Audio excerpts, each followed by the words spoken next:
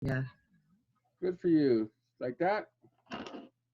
And today is 2/16. No, it's not. It's 4/16. Oh. Crank and cams. Oh.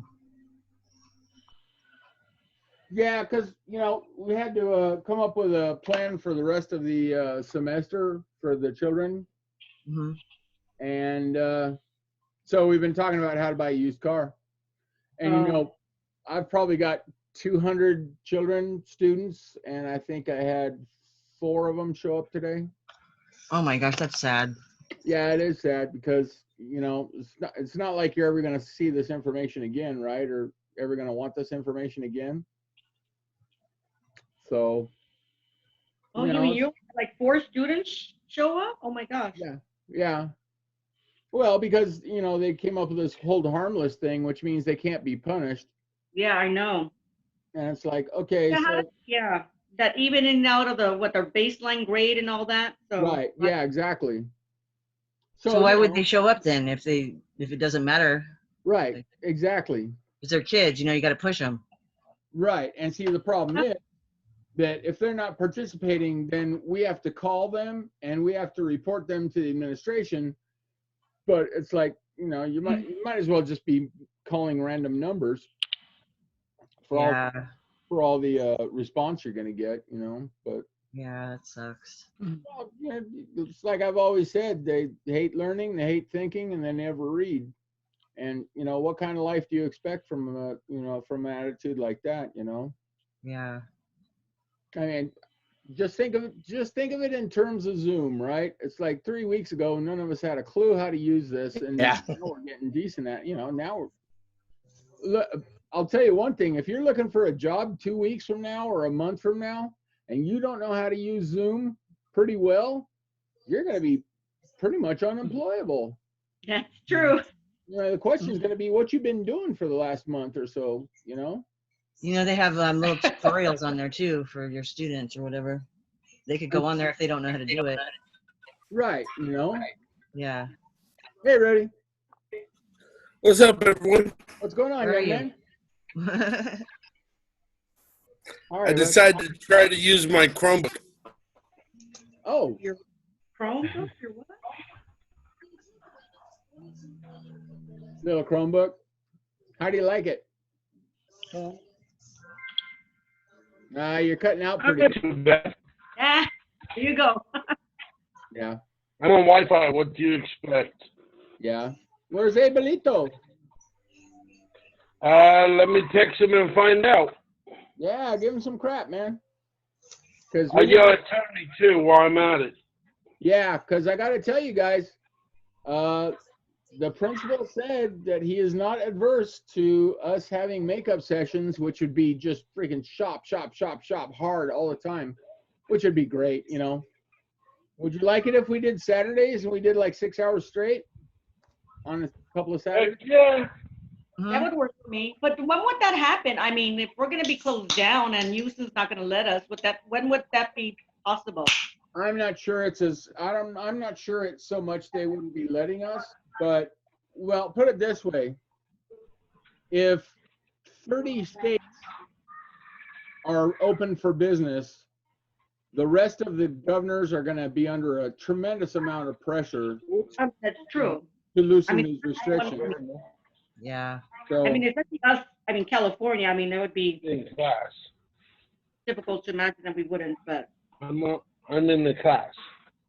Well, you never know, but, I would like to make, plans just in case things roll the way we want to, because after all, this is what we've been hoping for. This opening up of the country again is what we've been hoping for 3-4 weeks now. And it would be well to prepare for it. According to me, you guys are owed 6 times 3 hours, 18 hours. We don't have to tell anyone that we've been doing live instruction because, well, I did, but I don't think anyone paid attention. I don't know if anyone else is doing live instruction, but I'll bet they aren't. So if he wants to come up with 18 hours, we'll go in the shop and just start banging stuff around because, golly. Heck yeah, we got plenty of work to do. Yeah, and I got to tell you, especially in this class, you got to remember, you got to get everything fixed that that has to last all summer, because we're not going to have summer sessions. So we're going to have to get everything fixed well enough to last 2.5 months until we come back into session. Unless that's how he ends up giving us our extra classes. Yeah. We're all flexible, right? Mhm. But I'll tell you one thing, you know, nobody knows what's going to happen with adult ed now. So it's going to be very important to the administration of the adult education schools that, you know, we remain popular. It's one of the reasons that I really focused on live instruction, you know, maintaining this this bond and this strategy. Because, I mean, no matter what, I want to make sure you get your money's worth, you know, and insofar as it's in my power. Plus, you know, I just figure the more of it I do, the better I get at it. I'm still discovering new stuff on how to do this. So I think we got our money's worth a long time ago. good. Glad to hear it. Well, I'll tell you, we were moving around in the driveway today, and it's like, man, I wish we were at the shop. Yeah. that's So fine. much easier to do on a lift. Oh yeah. But Yeah. Get on, bro. It's class time.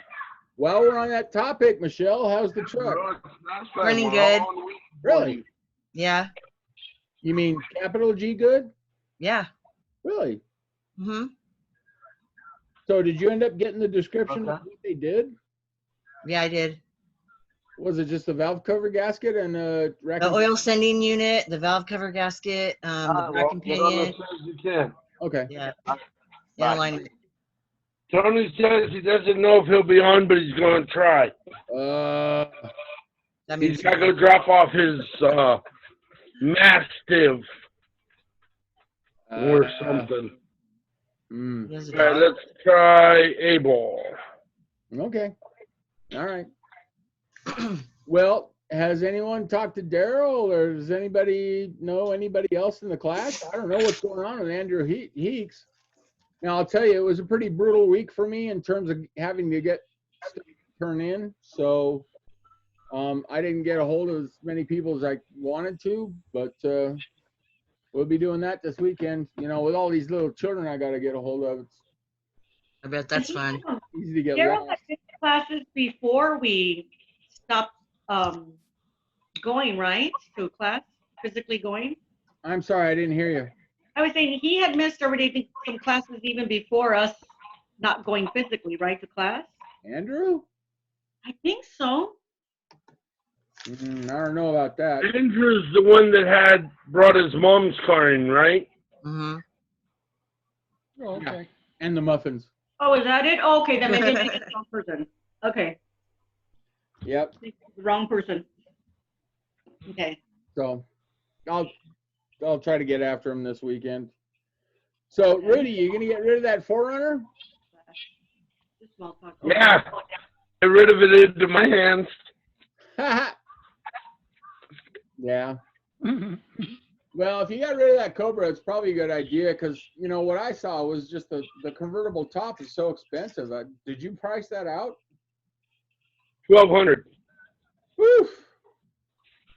Now you can get that a lot cheaper in Tijuana. Yeah, well, you wanna. Yeah, because I was told that a friend of mine actually bought a top and took it down to Tijuana, and they charged him customs duty on the top, which was not insignificant. It was like customs duty on $300, $400. So, Oh, homemade. you know, stuff like that. It's hard to know when it comes to fixing things. Did I tell you I got rid of the F-250? Did I tell you guys this? Just a minute ago. And what's interesting was I got rid of the F-250 and I thought it needed the ABS valve, but it turns out, this shocked me too. It turns out that he said all they needed to do was bleed the brakes. Oh, Now I thought that was interesting because we didn't pressure bleed it, and maybe that was the difference. but we suction bled it. I would have thought. God knows we bled it enough times, but maybe. You didn't bleed the ABS system, though. Yeah, we did. Yeah, we did. So, you know, I mean, but the thing is, you know, someone who works in a shop for every day for the last 40 years is going to know more about fixing cars than me, that's for sure. So I was glad to hear that it didn't cost him a fortune. Did I tell you about the steering box on that? No. What's wrong with the steering box? Okay, so he goes to this place, and they told him that for $580 they would rebuild the steering box on the F-250. Mm-hmm. Why would you rebuild the steering box on the F-250? $580. It'd be better just replace it. Well, yeah, and then so I went on Amazon and I found a remanufactured one for $70. Mm-hmm. I said, Crazy. Yeah. I said, dude, this is not the homie price. If you think this guy's your homie, he's not. So I don't know. Besides, I don't think it's the steering box anyway, but I don't know. I mean, I got so many vehicles now, it's hard to keep them all separated in my head. But, you know, all's well that ends well. It's all right. I'll be glad to take one off or two off of you. Right, yeah. Oh, wait, Exactly. I already took one. Well, here comes the other one, because I was thinking I would very much like to get that 4Runner out of beautiful Montclair. I'd actually like to get it out of my life. If Oh, it wouldn't quite be out of your life. that's doable, I'd love to do it. So you got this? Yep. Okay. Well, before we start back where we were last night, I mean, we were talking about buying a used vehicle. And I've always maintained that the best way to buy a used vehicle is to buy, you know, grandma's car, because grandma's probably the Yeah. person that's not going to lie to you about the condition of the vehicle. You know, the further I dig into the Suburban, the guy just lied about everything. Yeah, you can't trust people. Most people are. So, Most people just want to tell you what you want to hear so that you'll buy the car. right. So, yeah, it's a freaking shame, but you know, and you know, it's exactly what we've been talking about for the last 15 minutes. If I add up all the stuff that's getting done on this stupid Suburban, it's going to be probably another $1,000 worth of repairs. So now all of a sudden, where's my good deal, you know? Right. Out the door. Unless you just assume that, you know, every car is going to have certain problems and that's the price of a good running vehicle. But Well, but you told me before, Rookcliffe, you don't buy a used car expecting it to be in great shape. yeah, You buy a used car expecting it to have a ton of issues. yeah, That was when you get a good car, it's like, oh my God, I got a great car. right, yeah. Well, I mean, You're the one that taught me that, old man. right. Well, you know, we cleaned the throttle body, and it was interesting because when we went to clean the throttle body, and I'm going to say it again, any vehicle that's got more than about 60,000 miles, if you clean the throttle body, it's going to run noticeably better. And this probably hadn't been done in 170,000 miles, so it ran much better. But the interesting thing was when we took all the hoses that are going into the throttle body. Oh, incidentally, Rudy, do you want a K&N air filter For what? for your truck? Out of that Suburban? Yeah. Is it the same It won't thing? fit my truck. Okay. Nope, Okay. not the same. Get rid of the K&N. You actually want to keep that filter, though. I'm not you. Yes. Oh, no, I hate K&Ns. I got the cleaner right here for it. I just found my cleaner kit. Good, I'll throw it in with your 4Runner.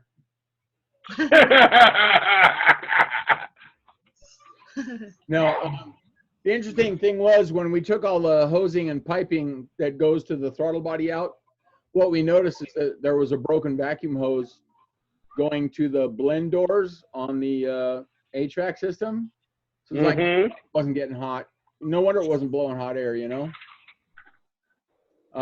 So these are the things you'll only find if you tear it apart. Now, is that going to show up on scan tool data? Nope. No. Not really. Now, it will show up in terms of long-term fuel trim, but it's not really going to show up on, I mean, it's not going to, you're not going to see a scan tool that says, hey, look, you got a broken hose. That's what you're only going to find visual inspection. So that's good to take stuff apart because, I mean, I'm not sure if you were hiring a mechanic whether they'd notice it, much less fix it. Yeah, right. Depends on your mechanic. Yeah. Yeah, exactly. But A good mechanic, you tell him, hey, I want you to check this car out top to bottom, front to back. He'll go through and find all issues. right, And then tell you what it will cost you to fix. right. Then you get a shady mechanic, and they'll go through the whole car and tell you that everything needs to be fixed, and it's going to cost you a small fortune, even if the car is perfect. Fix half of it.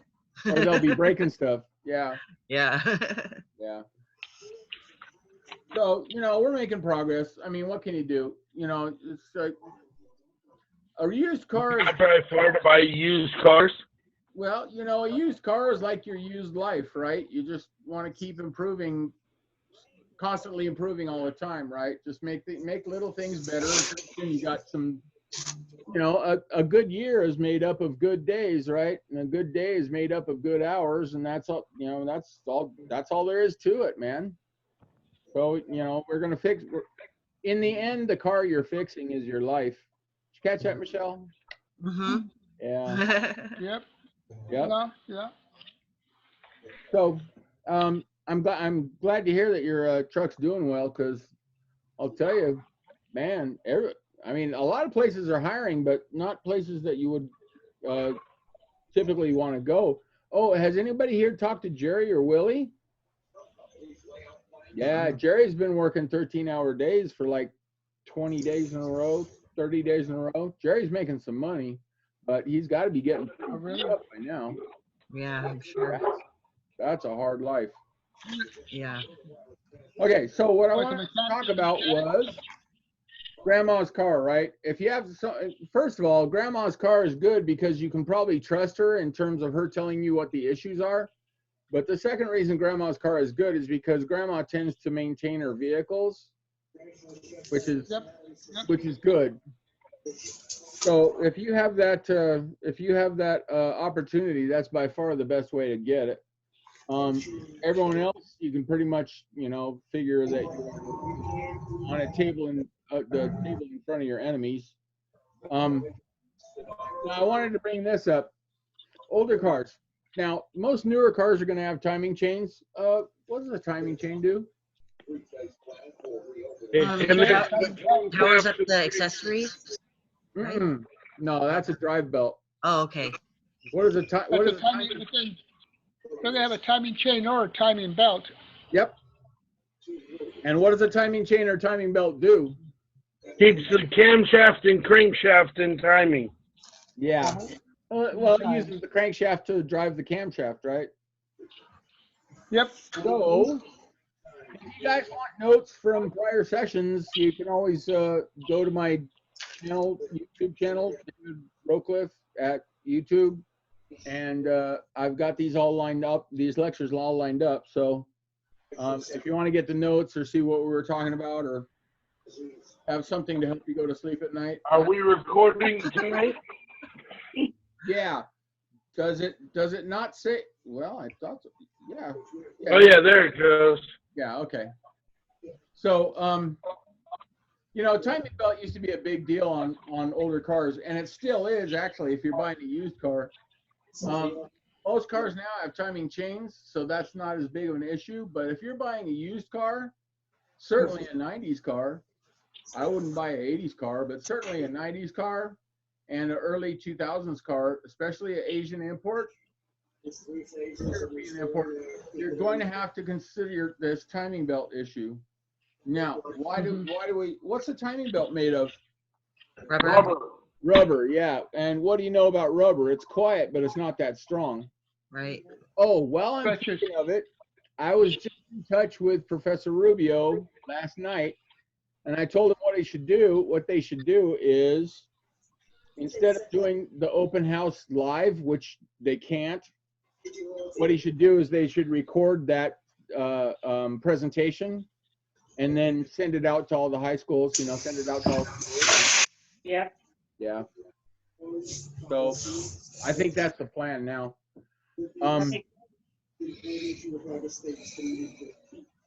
This timing belt's a significant issue because when you're changing the timing belt, you're supposed to change the water pump, the tensioner, and the crank and cam seals as well. You're supposed to. Now, is the timing belt supposed to be dry or wet? Dry. It's supposed to be dry. In fact, it has to be dry because what are the two enemies of rubber? Heat and oil. Heat and oil, right? So the timing belt has to be dry, which is why you're supposed to change the crank and cam seals. Hardly anybody does because you have to pull the pulley off to get the seal that's behind it. And it usually takes special tools. And if you don't have special tools, you wish you did. So most people don't change them, but it's a significant job, especially on a transverse mounted engine where you got like front wheel drive and the engine's mounted this way instead of this way. Oh, look. Like that? my 2000 Acura Integra. Ooh, your hands are finally dirty. Yeah, first time this year. Yep. So, yeah, well, these children don't know this old school stuff. I have to show them the way of the sledgehammer. Wow. So here's the thing about the timing belt. How often do you change the timing belt? Every 100,000. No, it depends on the manufacturer. Some timing belts are every 60,000. Some timing belts are every 120. But some every 5 years. right. So the problem is, especially when you're talking about buying a used car, the problem is typically they're not going to change the timing belt before they sell the used car. Now, if you're buying a car, let's say from the original owner, which most of the time you won't, but if this car has 120,000 miles on it and and the timing belt's never been changed, you better hurry up and do that before it freaking throws a valve down when the piston's coming up. Because that's a potentially engine destroyer, right? Mm-hmm. So the thing is, how much does it cost to get your timing belt changed? $300 to $600. Well, I mean, just the parts kit's like $300, isn't it? $230? No. The one for the Integra is $170. With the tensioner and the water pump Yeah. and the seals. Mm-hmm. Okay, $200. But how much labor?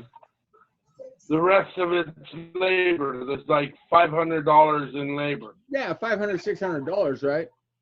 Mm-hmm. So, the thing is, and this is the hard part. After I finish changing my timing belt, what am I going to notice about the difference in how it runs? A whole lot better. Better gas mileage?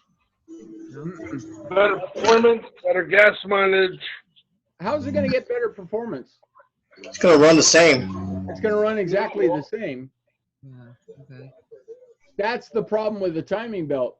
People don't want to spend $600 on a repair and then have the car run exactly the same, because it's going to run the same. All you're doing is changing this before it breaks. So people usually don't like to do timing belts. And as a result, if you get a used car engine that's got a timing belt, it's probably going to need to be done. And if you don't, you're going to be sad. Hey, Rudy, you ever had a timing belt go bad on you? I've never had one go bad on me, but I have a car that has one that went bad. Yeah.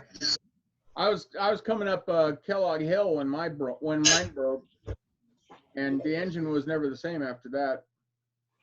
Yeah, I have this 2000 Acura Integra that was given to me. It's got a broken timing belt. I'm going to put just the belt on it and see if the motor's damaged. Is that an interference engine? I'm hoping not, but I think it is. Yeah. Just off the top of my head, I'd say it was.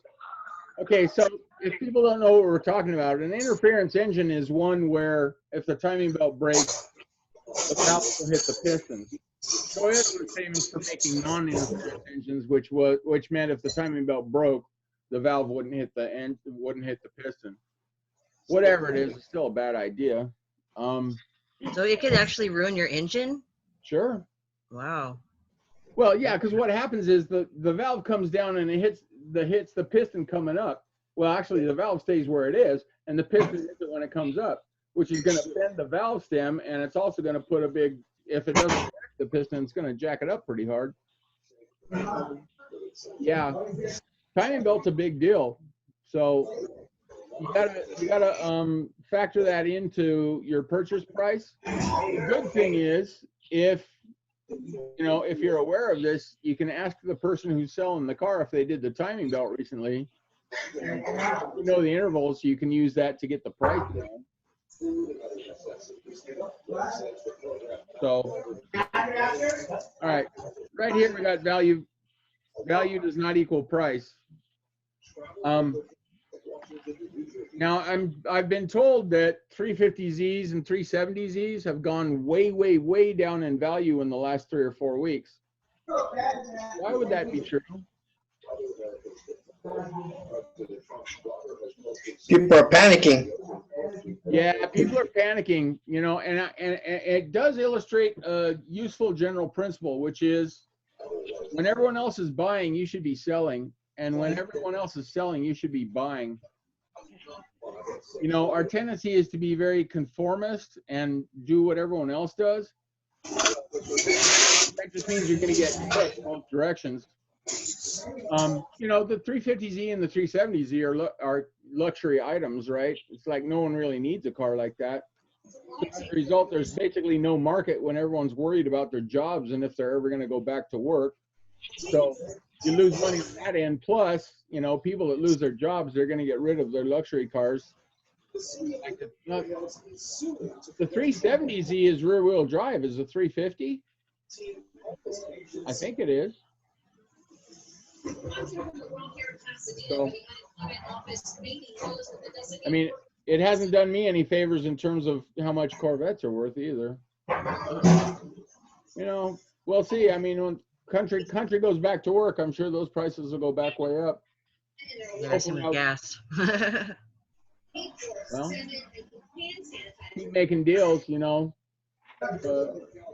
OPEC nations tried to screw American oil producers by dropping the price of a barrel of oil lower than the price of production.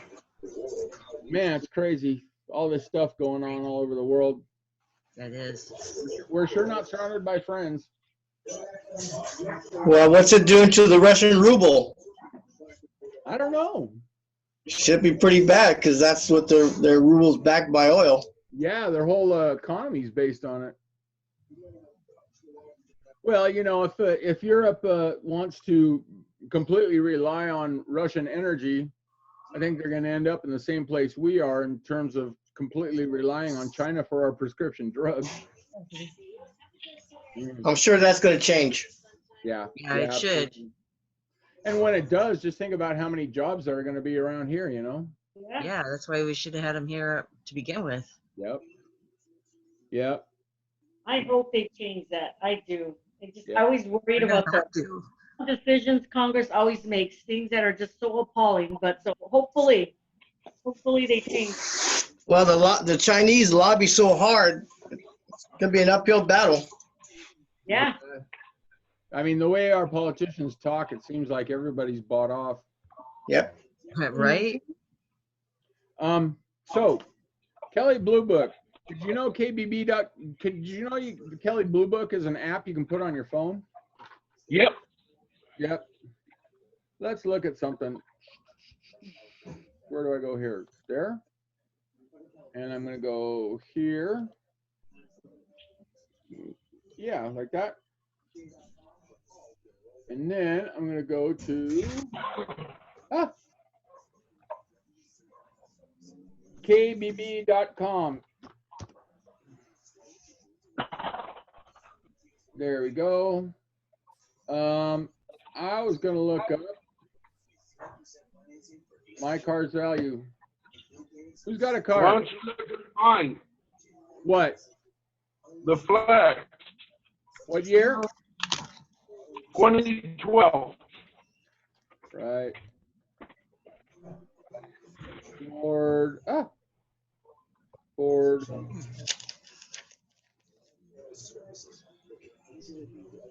Lex. Now zip code. The reason they're going to ask for zip code is because the value of a vehicle is going to depend on what your zip code is. You know, so cars are going to sell for more in Laverne than they do in Pomona. What's your zip code? 942.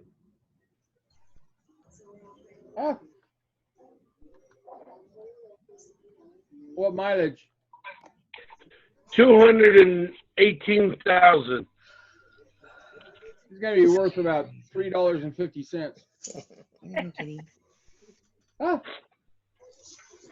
All right, so I had too many prices. There we go. Okay, which one is it? SEL. Okay.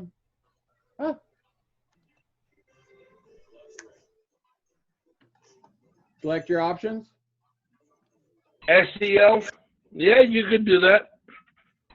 All-wheel drive, front-wheel drive. Front-wheel drive. That's what I thought. Do you have advanced track? Yes. Okay. All of that. Steering, interior? Yep. Go to interior. Okay, I already did. Yeah. Can you see that?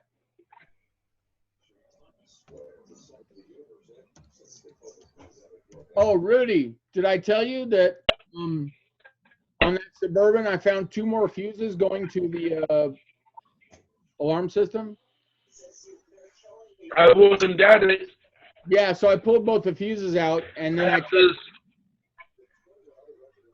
I pulled both the fuses out. Now sound. Well, it's ridiculous. I was having a huge parasitic drain problem where it was like draining the battery like every week and a half. So once I pulled those 2 fuses, I checked the amps coming out of the battery, and it was 0. I was really surprised. I thought. Yeah. All right, you got third row seat? There might be something wrong with that alarm. Yeah, I mean, in my experience, I always take those out or at least disable them, because they always cause problems. By the time they get there, they always cause problems. All right, so you got leather? No. Okay, silver? Okay, now here's the thing that I wanted to talk to you guys about. See, Kelly Blue Book has 4 different sets of values. And, you know, if you look at that Z06, they wouldn't even count that in excellent condition. They would count that in very good condition. Now, you can see the difference in prices is huge on that. But here's what I wanted to talk to you about, because this is the important part. See, good, according to Kelly Blue Book, says, has some repairable cosmetic defects and is free of major mechanical problems. So if you've got a leaking valve cover gasket, technically you can't be in good anymore. You have to come back here down to fair, which means your value just goes through the floor. So this is an important thing for you to understand, because a lot of times people get their prices from Kelly Blue Book and they say, oh yeah, my car's in good condition, it just has a leak. Well, if it has a leak, it's not good condition according to Kelly Blue Book. It's fair. And you need to understand that. Now, Rudy, am I going to put you in fair? Are you free of mechanical problems? Yes. Yes.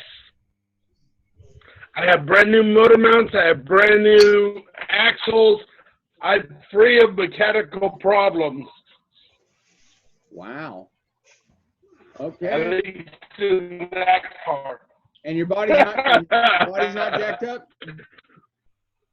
Okay, I'll take your word for No, it. You're cutting out though. couple of little dings and dents. Can't have that.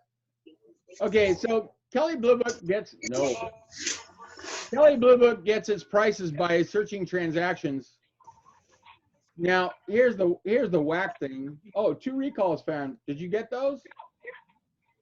Yeah, they're not applicable to my car. Okay. Oh, Charles Perez. Tomas. The hell? Tomas, how you doing, sir? All right, trade-in value. The weird part is if you look at trade-in value, that's like 100% difference between the low and the high. Let's go to private party value. You ain't gonna get no $6,000 for that car. What is this, Kelly fake book? It's up for sale right now, $7,000. Yeah, exactly. My aunt would kill me if I sold that car right now. Oh man, could you afford to sell it for that much though? Well, it's what, 8 years old? Maybe so. Okay, well, you can see that, you know, there's a $3,000 range between low and high on that. Tomas, how you doing? Hi, Mr. Roadcliffe. I'm doing okay. You? How are you, sir? Glad you made it. I'm just a little bit stressed now on the V engines and W engines and inline engines and VR engines, stuff like that. Good, man. Good. Yeah, I'm struggling though. I got 76 on the quiz. Well, there you go. Well, sounds like you're doing better. Well, you're certainly doing better. Yeah. Okay, so that is what I wanted to talk to you about that. So, what's the last thing in your notes from last week? I don't remember exactly. I was just screenshotting things. Okay, I'll tell you. Last thing in your notes from last week was the fuel pressure regulator. Fuel pressure regulators. Is that what you guys got? Yep. Yep. Okay. Let us begin. So we've got the fuel rail here. And we've got the injectors coming out like this.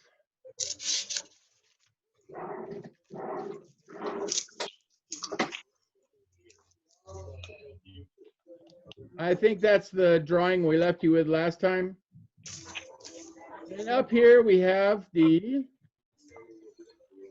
fuel pressure regulator. That's the fuel rail. That is the fuel pressure regulator. Anybody remember why we have a fuel pressure regulator? To control the pressure of the fuel for the return. When it's not needed, isn't it? Yeah, you're cutting out, Rudy. The reason we have the fuel pressure regulator is because we don't want to be running the fuel pump at full pressure all the time. Because if we do, I mean, it's a pump, right? It's just like it's just like having high blood pressure. It's going to wear out the pump. So the purpose of the fuel pressure regulator is to cut down on the fuel pressure when we don't need it. When do we need the highest fuel pressure? Wide open throttle. Yeah, high engine speeds, high engine loads. Right. Okay. Now, it used to be we had vacuum operated fuel pressure regulators. Now they're all electric. And if it's electrically operated, then what's operating the fuel pressure regulator? The computer. PCM, right? Yeah, computer's going to be controlling all of that. Now, here's the thing. If I have high pressure and I open up the injector for 5 milliseconds versus having low pressure and opening up up the injector for 5 milliseconds, am I going to get the same amount of fuel? No, No. High pressure Pattern- will pump a lot the more. pressure, the pattern should change. Yeah, it will. So as a result, we have to be continuously doing this dance between the fuel pressure and the pulse width, right? What's pulse width? The time it lifts the pinnacle off of the seat. That's correct. Good. Yeah, it's the amount of time the injector is held open, measured in milliseconds. And what controls pulse width? Well, there's a lot of things that control it. The crank? PCM. No, I'm not talking about what influences. I'm talking about what controls it. The PCM. Yeah, PCM. Sure. Okay, good. Oh, All right. Now, the thing is, we're going to be doing this continuous dance between the fuel pressure regulator and the pulse width. But how are we going to know if we got it right? By the O2 sensor. That's correct. Which one? The front one or the back one? Front one. Sensor 1.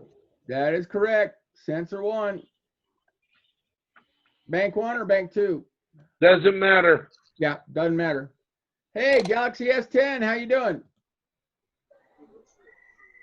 Jimbo, yay, good. Keep getting more people, that's good. But where's Michelle? Oh my God. So we go like this. Ah. All right, you guys. Hello, Hey, Galaxy S10, is that you, Jim? Jim Knott? that's me. Yes, sir. Let me put your- Now, can you rename yourself? Can I need Jim Knott? Jimbo or Galaxy 10? Yep. Hey, Jim Knott, are you ready to open up the country yet? Hey, I was ready when it shut down. Yeah. Yeah. I can only clean my club so many times, you know. Yeah. Before you gotta get them out there and get them dirty again. Right. That's right. Yeah. I mean, it's been good for, finding stuff to do, but I much prefer classroom teaching than the stuff I'm having to do now, calling people. One of my students Yeah, gave me the number to Domino's Pizza. yeah. I mean, all my tan lines are gone. So Oh, no. Tragedy. All right. So I asked the question, how do we know if we're getting this relationship between the pressure regulator and the pulse width correct? And Rudy's correct. It's all about the oxygen sensor. See, the oxygen sensor has a range. This is time. And this is 1 volt, and that's 0 volts. And then this is 0.450 volts in the middle.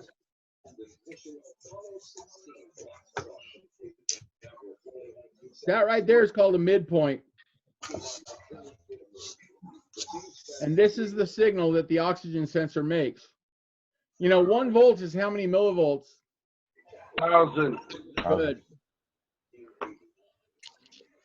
Can you guys see that okay? hmm Okay, so what the oxygen sensor has to do is the mixture is going to get sensed to be rich. So the computer is going to shut down the pulse width. So then the mixture is going to go like this. It's going to go lean. And then the PCM is going to increase the pulse width. And so the mixture is going to go like this. And then the oxygen sensor is going to report it. And the PCM is going to shut down the pulse width. And then it's going to go like this. And then the PCM is going to report it. And the oxygen and the PCM is going to open up the pulse width. So basically, an oxygen sensor signal looks just like that, and it's supposed to look like that, and it's got to be switching rapidly between rich and lean. Now, It's the job of the PCM to keep this signal centered around this midpoint, because that shows that it's in fuel control. So let me explain something that people, oh, good. Hey.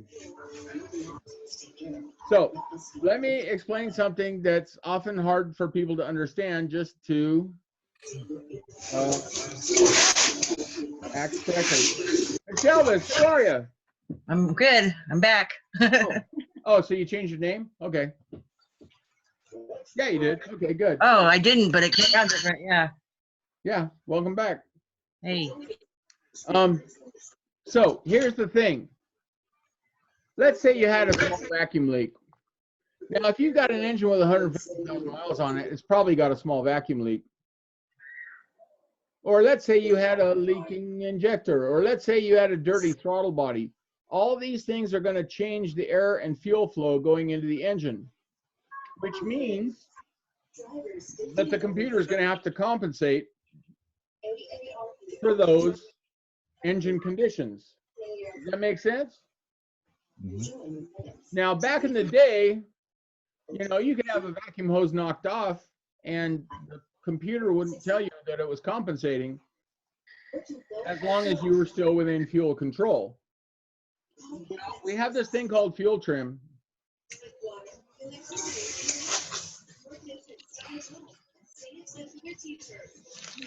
And fuel trim is defined as PCM compensation for long-term, well, actually it's for engine conditions.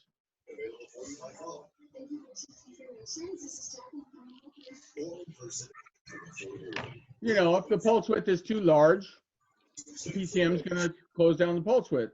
If the pulse width is too short, the PCM is going to open it up. So the pulse width should be going like this all the time. And that's one of the things you're going to see in the data. You're going to see the pulse width going, you know, 1.5 milliseconds to 3 to 1.2 to 2.7. It's constantly going like this, and that's normal operation. That's the way it's supposed to work. So fuel trim's a big deal. It's one of the reasons why cars with electronic and fuel injection work so good. In fact, there's nothing that even remotely approaches how good they work, especially in terms of, you know, fuel mileage or power or emissions. There's nothing that can touch electronic fuel injection in that regard. And maybe direct injection, which is a type of electronic fuel injection. So here's the thing. There's two types of fuel trim. We have this. Can I go to the next page? Yeah. Everybody got that? Mm-hmm. Okay. Well, as I say, you can watch the video if you ever get to right there. So there's two types of fuel trim. Okay. So, Short term and long term. yep. There is short term and there's long term. And they basically mean exactly what they say. Short term means constantly adapting to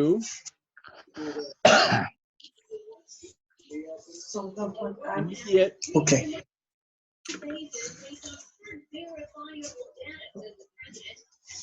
engine conditions.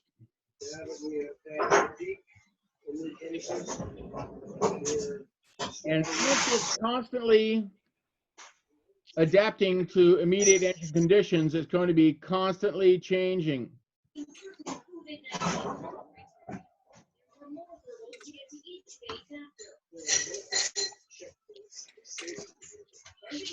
Got that? Mhm. Now, that means it's going to be going positive, negative, positive, negative. It's going to go like +1, -1, +2, -2, +1, -1. It's going to be constantly going back and forth. If you're in fuel control, your short-term fuel term is going to be changing all the time, and it's going to be going positive, negative pretty much 50% of the time.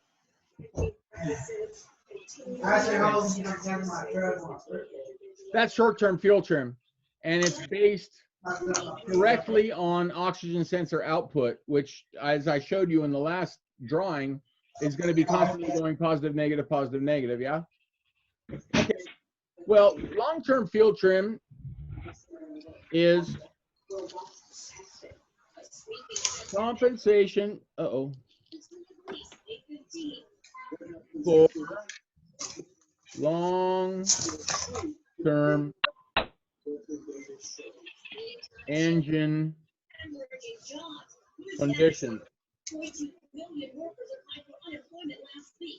So let's name it. Anyone got the TV going on right now? Because it's bleeding into us. Okay, so air filter.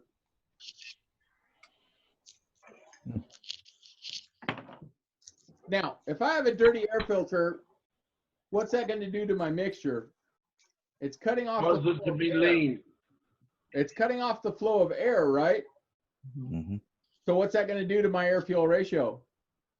Cause it to go up. Yeah, it's going to make it go rich.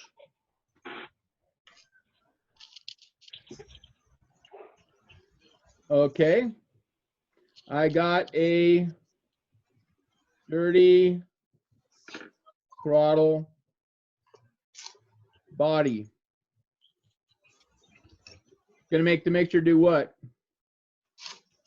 Go rich. This one happens a lot. What's a MAF? Mass airflow. Mass sensor. airflow. Good, mass airflow sensor, yeah. And what that's going to do is, I don't know, it might make it run lean, it might make it run rich, because these things are really sensitive to airflow.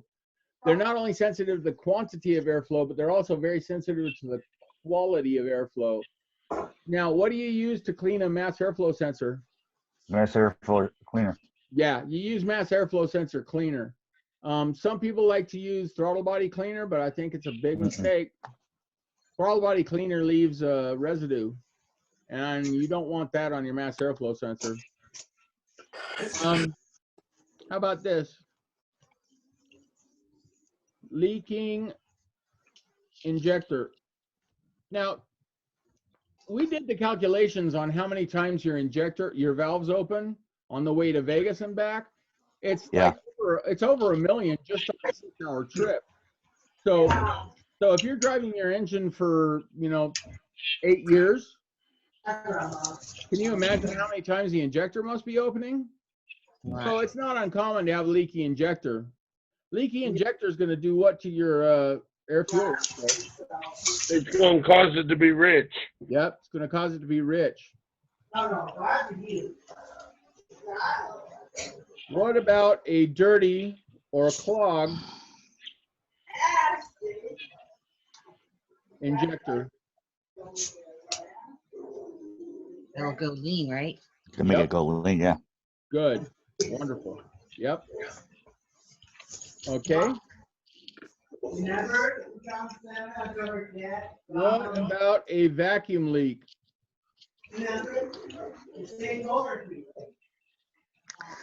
Lean. Lean. Yeah. It's going to make it go lean. Or broken or cracked intake tube. Lean. Yep. Lean.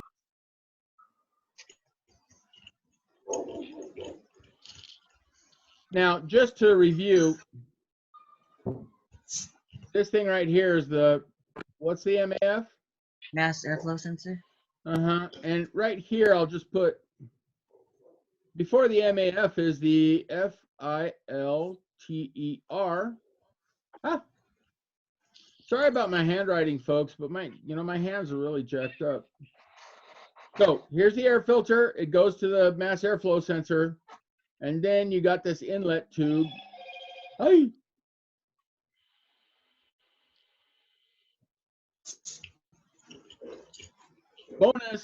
Bonus round. That thing right there is that. So what's this? What comes after the Intake manifold. No, you missed a part. That's the throttle body? Good.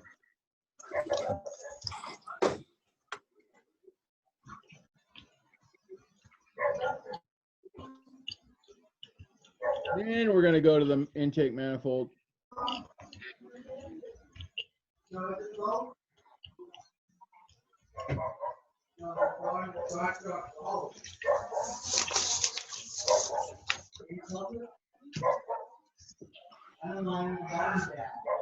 All right. That makes sense. So there's a whole bunch of things that can cause a whole bunch of problems in terms of long-term fuel trim. And what the computer's going to do with long-term fuel trim is it's going to make a semi-permanent adjustment so that it doesn't have to constantly be working so hard to get the short-term fuel trim to keep going positive and negative. Now, for instance,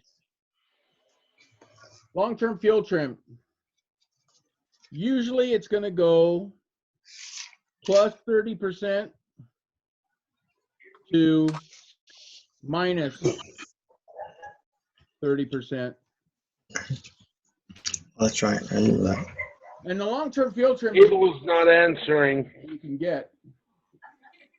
Because where should the long-term fuel trim be? Close to zero. Yeah, as close to zero as you can possibly get. Yeah.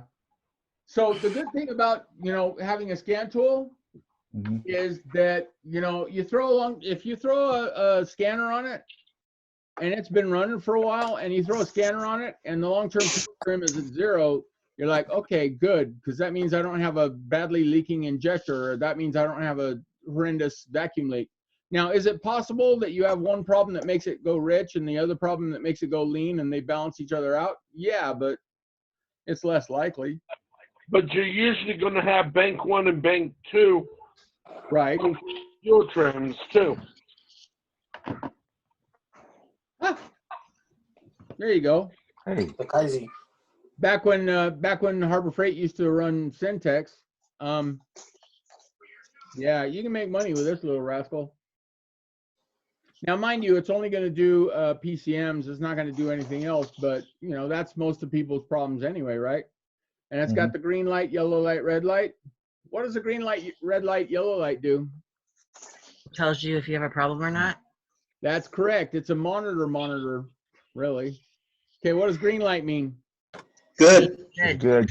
Green light Right, means if we're it's run the small. monitors and it hasn't found any problems.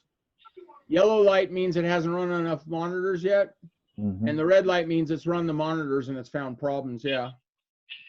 Okay.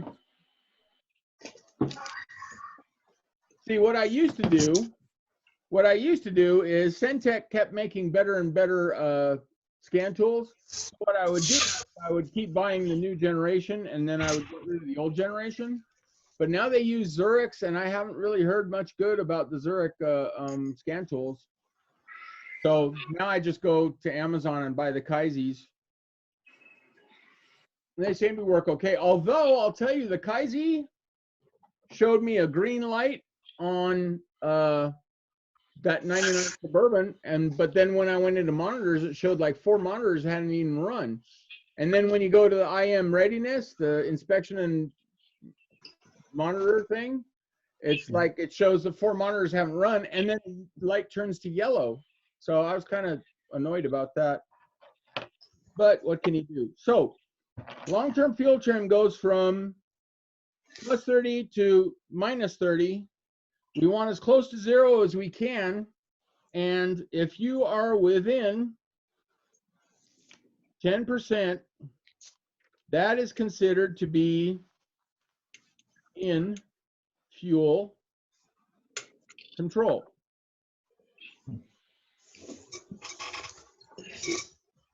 The idea being that if you're not within 10%, you've got a problem that you need to fix.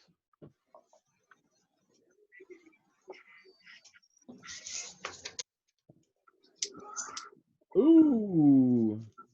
Oh, how do you like that? That's the ABS one, isn't it, Rudy? Have a Rudy. Oh.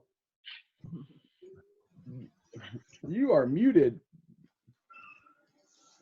Rudy, isn't that the ABS one? Yeah, that's ABS and airbag. Okay, but my question is, have you used it for ABS and airbag? I've never had anyone with an ABS code to use it on. Yeah, because, I mean... But, I mean, it has read the ABS on my Flex, so... How usefully, though? I don't know, because I've never had anything with an ABS light. Right. So what we should do when we get back in the shop is we should disconnect the wheel speed sensor, run the car, and then trigger it and see what it does. I mean, because if it just tells you you got some kind of, you know, ABS problem, that sucks. But if it tells you you got an ABS problem and it tells you which wheel it's on, that's cool. Yeah. Chuck's nodding his head. What do you say? What are you saying, Chuck? I don't think it will. Yeah, I don't think. I think it'll tell you a code, but not tell you the wheel itself. Yeah, that's what you were saying last week, and you know, well, what do you expect? It's a $150 scan tool. That's why I'd still suggest you might want to get one of those red bricks. But, and you know, the good thing is there's so many training videos on YouTube. You know, no matter what technology you end up getting, you could get a whole bunch of tutorials on it. All right, so if you're within 10%, that's considered in fuel control, and there's nobody, well, there's no real mechanic in the world that's going to suggest that you do anything about it. Let's do a case study, though, so I can show you how this system works. Okay, so I had a large vacuum leak. Huh. There you go. I had a large vacuum leak. So is the PCM going to add more fuel to compensate for that, or take away fuel? Yes. It's gonna add. Yeah, it's going to Add. Yeah. So let's say I had plus 22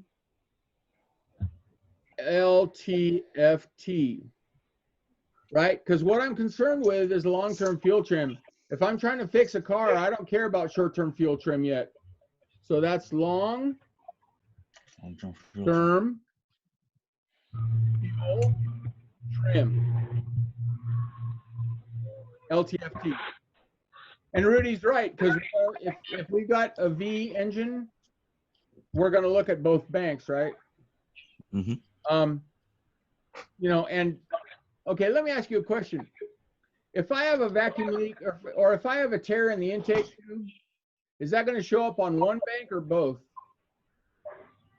Depends on where the tank is, where the tear is. Right, but in the intake tube, between the mass airflow sensor and the throttle body. No, it's equaled out, leaned on both. Yeah, Both it's going to banks. show up on both sides. Good. Okay. Now, if you had a leak in, say if you had a leaky O-ring on one of the injectors, that would only show up on one side. See how useful long-term fuel trim really is? Okay, so I had a large vacuum leak. My long-term fuel trim was 22. So I said, oh, okay, I got a problem. I got some kind of excess air coming in somewhere. So I found I had a large vacuum leak, and I fixed it. Now, as soon as I start up that engine, is the long-term fuel trim going to go to zero? No. No. What's it going to do? It's going to slowly start decreasing. It's going to start slowly decreasing. And what's going to, okay, this is a good one. What's going to make the long-term fuel trim move? The more you drive it. Well, that's true. But you know what's actually going to make it move? Is Acceleration. Short term? Yep, short-term fuel trim is going to make the long-term fuel trim move. Because here's how. If I fix my vacuum leak, what's going to happen is the short-term fuel trim is going to be way negative. It's going to be like -18, -18, -19, -20, -9. It's not going to go positive ever. And when the long-term fuel, when the PCM sees that the short-term fuel trim isn't going positive, negative, positive, negative, it's going to start pulling down the long-term fuel trim. And that's how it operates, which is why it's going to take a while. Like Rudy said, you're going to have to drive it around, or just if you're doing on idle, you're just going to have to leave it for a while. And what you're going to see to confirm that you fixed it correctly, you're going to see the short-term fuel trim going way negative, and the long-term fuel trim will be following it, because that's what the long-term fuel trim does. Long-term fuel trim is going to keep moving until the short-term fuel trim is going positive, negative, positive, negative, positive, negative. I just wanted to bring that up because it's really diagnostically useful. And do yourself a favor, you know, get yourself a cheap scan tool, and before you take your car to a mechanic, check out your fuel trims and say, this is what it is. Because, I mean, we've already seen, you know, you get paid, you get treated a lot better if you come in prepared. Yeah, they can't quite screw you if you come in speaking their language. Right. Okay, last thing I want to talk about when it comes to fuel systems is direct injection. Now, direct injection is how diesels have operated for years. But they were using super high pressure fuel pumps, and they were using mechanical injectors. Cars are using direct injection today. In fact, some cars are using, some cars were actually using just direct injection, but they found out that that's a bad idea, so they quit doing that for the most part. Now, the reason we're using direct injection is different than why the diesel engine does, because now we're going to use port fuel injection, and we're also going to use direct injection.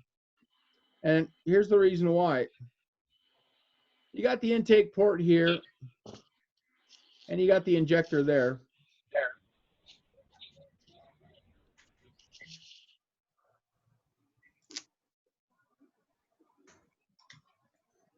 Now, you know why they call it port fuel injection? Because it injects fuel into the port. That's correct. Good. All right, so here's the valve like this. Is that an intake valve or an exhaust valve? Intake. That is correct. So the injector is spraying fuel right on the back of the intake valve. And if you use good gas, that's going to clean off the intake valve. Use bad gas, it's going to get it dirty. And then we go into the cylinder like this. We got the spark plug right there.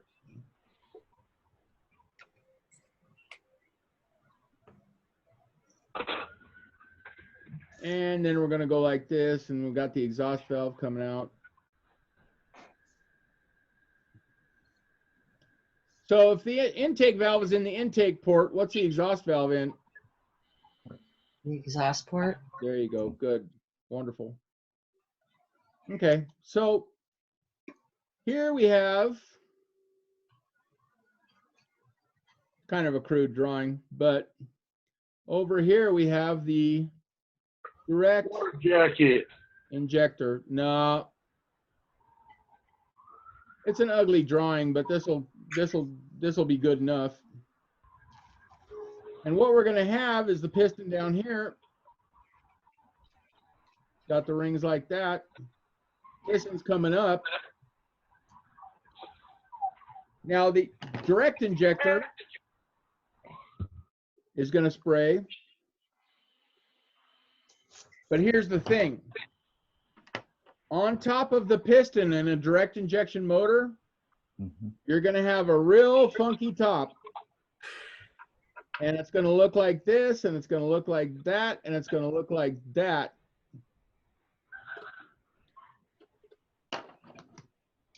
It's going to have a really funky top on it. And the reason it has a real funky top on it is because when this sprays, it's going to hit this corner and it's going to shoot up at what? The spark plug. At the spark plug is correct. Now, why do we want to shoot fuel at the spark plug? So it can ignite. To ignite it better. Better combustion. Yeah, exactly. So what we're doing is we're shaping the piston head such that we're going to get fuel going directly at the spark plug. And since it's going directly at the spark plug, we're going to get much better combustion. Because look, this fuel right here, it's going to come in the cylinder, and then you got the flat top piston, which means it's going to be way rich over here and it's going to be way lean over here. You think you're going to get good combustion that way? Nope. No.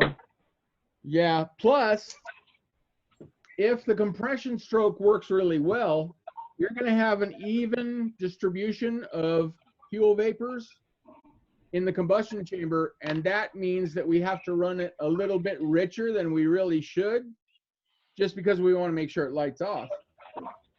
Now, the advantage of the direct injection is since we're shooting this fuel right at the spark plug, we can use much less fuel. So why are we doing direct injection? Fuel, there are less hydrocarbons. Yeah, it uses way less fuel. Because what we're doing, this is the strategy behind it. What we're doing is we're shooting a little bit of fuel this way, and what that does is it starts the explosion up here.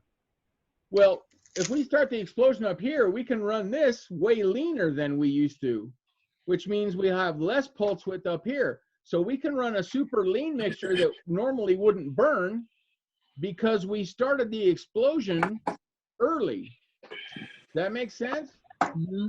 Yes. So what we're doing is we're squirting a little bit of fuel straight at the spark plug. The spark plug lights off, so the spark plug is going to light off easily because right here the mixture is very lean. And then we're going to cut down. You mean very rich. So it's very lean. Wait, what did you just say? Did I say it wrong? It's very rich right at the plug. I'm sorry. Yeah, it's very rich right here, so it's going to boom. Looks good. Which means we can run it really lean everywhere else. In fact, Chuck, do you remember the CVC Honda engines from the 80s? No, I remember the Hyundai engines where they had that air injector in the cylinder head. No, this is a Honda. No. This was Honda's big technology before VTEC with CVCC. And what they did, they had 3-barrel carburetors, and they had one barrel that had a really rich mixture, and then they had the big barrel that would have lean mixture, and they used the rich mixture to light off the lean mixture. So it's an old technology, but it's a new way of doing it. So I think we're going to see direct injection on more and more vehicles. Like, for instance, I know the Corvettes are doing it. The modern LS motors are doing it. The LTs, I guess. Rudy, is your motor direct injection? No. Yeah. Ford is. What, say what? Rudy's Ford is. No, I don't think it's direct injection. The 3.5 Ford? Yeah, the 3.5. I don't think. No, It's do you know direct. which one is? It's The direct. the turbo is direct injected. The non-turbo is not. Well, that's interesting. Now, is this more expensive to have twice as many injectors? Yes. Yeah, but it enables us to get emissions and fuel economy numbers that we could never get any other way. So it looks like that's going to be the future. So that's why I wanted to bring it up, because, you know, I could say it's new technology, but it's actually, what, 10 years old? So I just wanted to make sure you saw it, you understood it. Now, That means basically we're running 2 injectors for each cylinder, which means we need to have much more powerful PCMs. But we're seeing numbers in terms of power and emissions and fuel economy that we never would have dreamed of 10 years ago, 15 years ago. Yeah. So that's why, you know, that's another reason why I wouldn't get a super old car. In fact, I wouldn't get any OBD1 car. OBD1 car, the only people that are going to be able to fix it are like me. You know, that Camaro is still in the shop. And she hasn't been hammering me on it, but that Camaro is still in the shop. Hey, Chuck, let me get your input. You've seen that maroon Camaro in the shop, right? The 92? Okay. Did you see the smoke test on it? No, I did not. Oh, that was right before we left. Yeah, we did the smoke test, and there was smoke coming from literally everywhere. It was coming from all over the intake manifold, all over the engine, all over the seal set. Yeah. You know, so no wonder it wouldn't run. I mean, after a certain point, you get enough vacuum leaks that the car won't run, period. Yeah, because it can't compensate Right. enough fuel to get it to fire off. Right. Yeah. So, shoot, I can't wait to get back in the shop. Did I show you pictures of the beautiful transmission? No, you did not. And I know you're sad about that. Yes. Okay. It has been ruining my nights. Hi, Michelle. Hi. See that? So pretty. Yay. How's that coming out? Can you see it? Yeah, it's cool. Yeah, yeah. It helps to have, you know, real professional cleaning capability. So he just has to build the torque converter and then it's done. Sweet. Yep. Electronic shift, all that valve body commotion. That right? Is he building you a custom stall converter? No, Kitty. No. No. No, I just want it normal. So No. excited about that. We got to get back. Got to get back in that shop, man. Yeah. Tiger's got to roar. Hell yeah. So Rudy, how bad do you want that 4Runner? I mean, Not bad, but take it off your hands if you don't want it. I mean, do you have a place to park it? Of course. I always got a place to park it. All right. I got enough streets around my house. Now, do you want to flip it? Do you want to flip it? Of course. Okay. No, All right. Kitty. So if you want, we can probably do that this weekend if you want. It'll give me an excuse to go. Well, on. Hey, let folks. me pay off. Let me finish the Cobra, and then we'll get to the 4Runner. Okay, yeah, let me know, because I thought the Cobra was out of your life by now. I wish. Okay. But then again, I kind of don't want to let that Cobra go now. It's so much fun to drive. Isn't it? What a wonderful car that is. Yeah. it It'll really- be so much better once my hips are fixed and I'm able to actually enjoy driving it again. I kind of don't want to sell it now. And when's that? When all this crap is over and I get time to schedule my hip surgery. Yeah. Arnold, welcome back. Yeah, I'm here. Boy, you should have been here last week. We were having such a good time. Nobody noticed it was 9:20. No, Folks, right now it's 7:30. Do you want to take a bathroom break? Okay. Sure. Yeah. Okay. Quarter till. Okay, you got Oh, it. man. See you then. right.